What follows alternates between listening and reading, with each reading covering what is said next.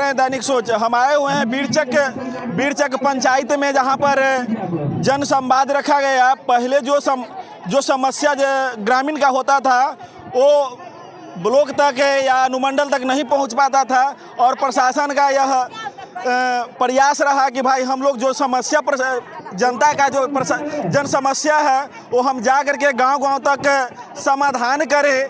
तो उसके लिए जो है जन संवाद का कार्यक्रम अनुमंडल पदाधिकारी के द्वारा किया गया है, और हमारे साथ वो राशि आप लोग कृपया जरूर देंगे, क्योंकि जो हमारे सफाई बंधु जो स्वच्छता कर्मी उस कचरे का उठाव कर रहे हैं, उसी 30 रुपए से उनको वेतन देना है। देश बच्चे और माँ से संबंधित है। इसमें 3 योजनाएं चलती हैं, जिसके तहत प्रथम है मुख्यमंत्री कन्या उत्थान योजना। ये राज्य सरकार की योजना है और ये काफ़ी सफल योजना है। इस योजना के तहत हमारे कार्यक्रम में जो प्रथम 2 बच्चियां होती हैं जन्मी, उनको हम लोग ये लाभ पहुंचाते हैं, जिसमें प्रथम गर्भवती महिला जो होती है उसको भी हम लाभ पहुंचाते हैं। तो पहले मैं मुख्यमंत्री कन्या उत्थान योजना के तहत मैं थोड़ा सा क्लियर करना चाहूँगी। रुपये से उनका नामांकित कर लिया जाता है। उसके बाद जब वो बच्ची 1 साल की हो जाती है तो फिर 1000 रुपये का उनको आधार बनने के उपरांत ये लाभ दिया जाता है। साथ ही साथ अगर कोई महिला दूसरी बार संतान बच्ची ही जन्म देती है तो उनको भी ये लाभ सेम यही मिलेगा। साथ ही साथ कभी कभी ऐसा भी होता है उनको ये लाभ मिलता है जब वो प्रथम बार बनती हैं, तो उनके खान पान एवं उचित देखभाल के लिए केंद्र सरकार द्वारा ये योजना लागू किया गया है, ताकि माँ स्वस्थ रहे, बच्चा स्वस्थ रहे और समाज स्वस्थ रहे। क्योंकि इसमें जो कुपोषण होने की बहुत ज़्यादा संभावना होती है, तो इसमें आप लोग जानते हैं 1000 रुपये की दर से इन्हें 5000 रुपये प्राप्त होता है। साथ ही साथ वो महिला जब गर्भवती होती है और जब ऑपरेशन कराने या फिर गर्भावस्था के दौरान अस्पताल में भर्ती होती है प्रसव के दौरान, तो उन्हें वहाँ से जननी सुरक्षा योजना के तहत 1400 रुपये प्राप्त होता है। यानी टोटल इस योजना के तहत 6400 रुपये उस महिला को प्राप्त हो सकता है। समेकित बाल विकास कार्यक्रम आंगनबाड़ी से संबंधित है। ये जनहित में चलाया गया योजना है। हर वार्ड में हमारी एक आंगनबाड़ी सेविका सहायिका है, उनके द्वारा पोषाहार कार्यक्रम चलाया जाता है, सूखा राशन वितरण किया जाता है। नामांकित जो बर्ड सदस्य एवं मुखिया जी की अध्यक्षता में ये वितरण किया जाता है राशि, ताकि ग्रामीण बच्चे के लिए पोशाक क्रय करें और उनको पोशाक दे। तो टोले या गाँव थे छूटे हुए थे जहाँ बिजली नहीं थी, वहाँ पर तार पोल दे के सभी जितने भी घरेलू कनेक्शन थे उनको तक पहुँचाया गया। इसके तहत करीब मसौडी प्रखंड परिवारों को विद्युत कनेक्शन दिया गया था। किसान भाइयों के लिए कोई सुविधा नहीं मिल पाई थी, तो 2017 में नहीं कुछ पता चलेगा तो हमारे कार्यालय में भी लोग आ सकते हैं, पूछ सकते हैं। देखा जाता है कि वो वर्षा के पानी पर आश्रित रहते हैं, उनका फसल नहीं हो पाता है, तो वो पौधा रोपण करके मिलता है। आपको पूरा काम करने के लिए ये 200 पौधा दिया जाता है। पूरा कोई पैसा नहीं लगता है इसके लिए, आपको किसी तरह का कोई पैसा नहीं देना है। 200 रुपया आपको 200 पौधा दिया जाएगा। पौधा जहाँ आप लगाएंगे उसको घेराबंदी के लिए किया जाएगा। आप उसको जो समय समय पर दवा और कीटनाशक पड़ता है वो लगेगा, चापर मिलेगा और वो 5 साल तक ये आपको मिलेगा। और उनको देखभाल के लिए हर महीने आपको लगभग 1700 रुपया करके मिलेगा। 1700 साढ़े 1700 रुपया करके लगेगा। तो अब साल का जोड़िएगा तो लगभग 19-20 हजार रुपया हो जाता है। 19-20 हजार रुपया आप ऐसे देखिएगा तो साल का 10 कट्ठा 8 कट्ठा जमीन से आता है क्या? नहीं आता है। वर्ष 2013 में खाद्य सुरक्षा अधिनियम बना कि इस कार्यक्रम में हम लोग सरकार की जो भी जन कल्याणकारी योजनाएं हैं वो आप तक पहुंचाना है हमें, कि वो सभी लोग इसका लाभ उठा रहे हैं या नहीं, या अगर उसमें कार्यक्रम में उपस्थित हमारे सारे पदाधिकारीगण आपकी समस्याओं को जानेंगे, समझेंगे और उसका निराकरण करवाएंगे।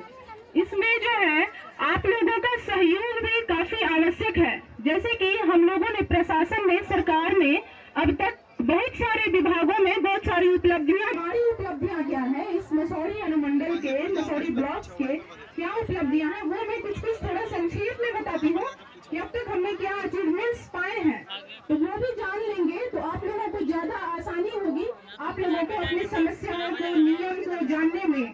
ताकि अगर आप लोगों को ये लग रहा है कि आप लोग अपनी समस्याएं देंगे और तुरंत उसका निराकरण हो जाएगा, तो ये पॉसिबल नहीं होता है। उसके कुछ नियम्स होते हैं, प्रोसेस होते हैं। सबसे पहले मैं चाहूंगी मैं कुछ उपलब्धियों को बता दूं। जैसे कि पंचायती राज विभाग में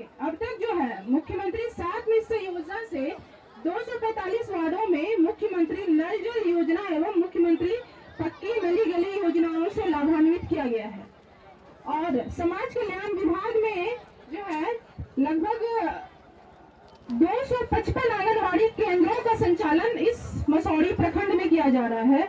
साथ ही 10,035 बच्चों को जिनकी आयु 6 माह से 3 वर्ष के बीच है को THR का लाभ दिया जा रहा है। तो इन सभी विभागों के पदाधिकारी भी मौजूद हैं। जैसे कि आप लोगों को मैंने बताया, अगर इससे संबंधित कोई समस्या है तो आप इन सब पदाधिकारियों कर्मियों से मिल सकते हैं और अपनी समस्याओं को उसमें बता सकते हैं। तीसरा है शिक्षा विभाग। शिक्षा विभाग में भी हमने काफी उपलब्धियां पाई हैं।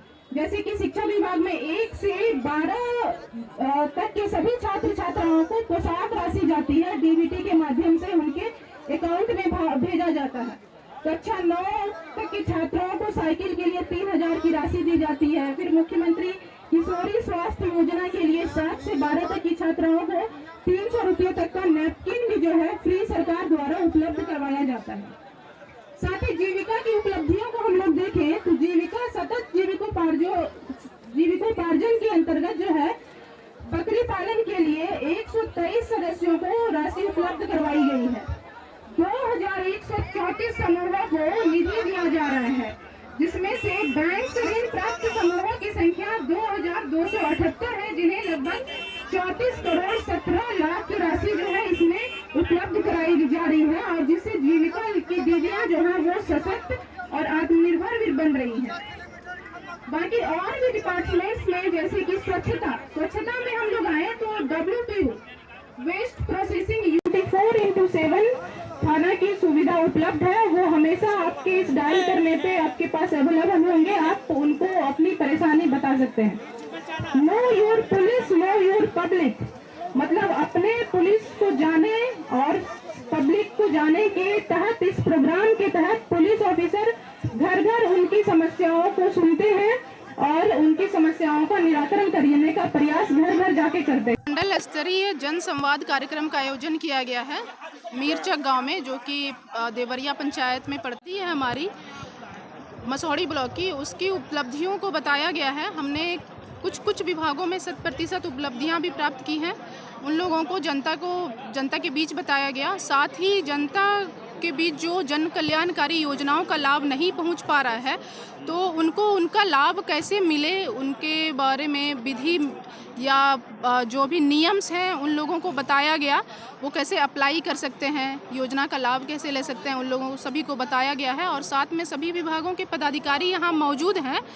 जिन लोगों की भी जिस भी तरफ से समस्या होगी वो यहाँ के पदाधिकारी जो हैं सॉल्व करेंगे। साथ ही यहाँ पे हेल्प डेस्क काउंटर भी लगाया गया है।